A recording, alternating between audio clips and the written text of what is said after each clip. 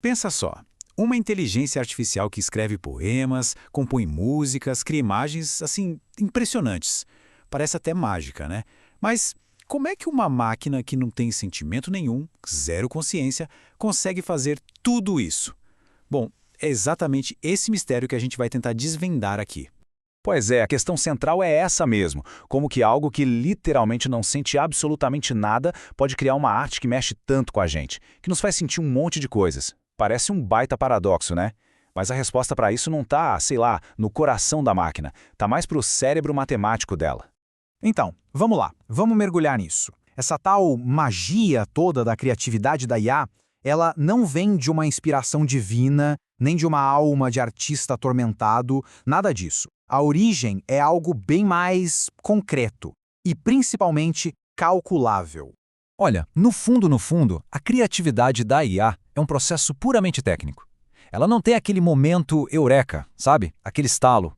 O que ela tem, na verdade, são algoritmos superpoderosos que ficam o tempo todo analisando e reproduzindo padrões. E tudo isso com base em matemática e estatística pura. Ou seja, é bem menos sobre sentir e muito mais sobre calcular.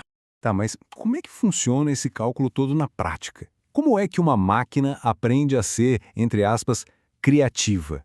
Bom, esse processo todo pode ser dividido em algumas etapas que são bem fundamentais para a gente entender.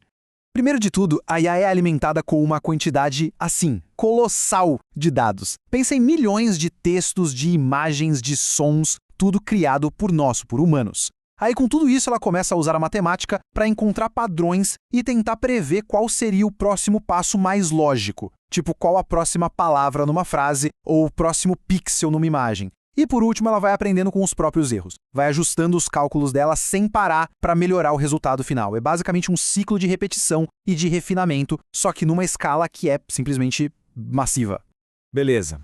Agora, que tal a gente colocar um do lado do outro para ver como isso tudo se compara com a nossa criatividade?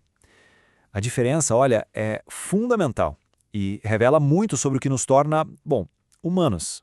É que a nossa criatividade, a criatividade humana, ela nasce de dentro para fora. Ela é alimentada pelas nossas emoções, pelas nossas memórias, pelas experiências que a gente vive. Já a da IA é o contrário, é totalmente externa.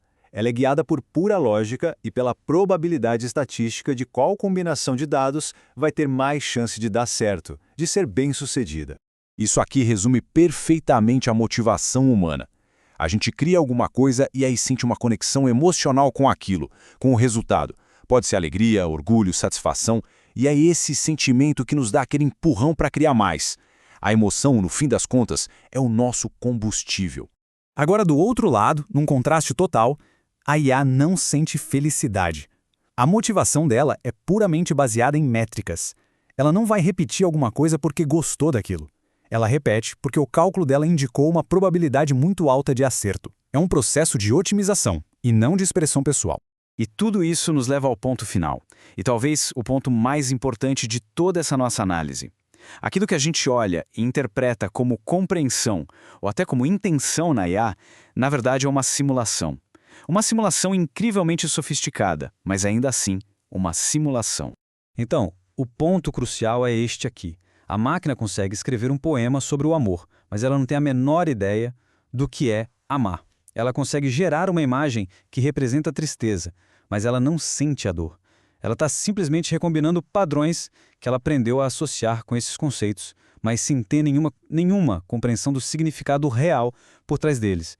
Isso tudo acaba deixando a gente com uma pergunta para refletir, né? Se uma máquina consegue imitar o ato de criar com tanta perfeição, o que é que realmente sobra como sendo o núcleo da criatividade que é só nossa, que é humana? Será que a intenção por trás, a emoção, a experiência que a gente viveu, talvez a verdadeira criatividade não esteja só no resultado final, mas no porquê, no motivo pelo qual a gente cria?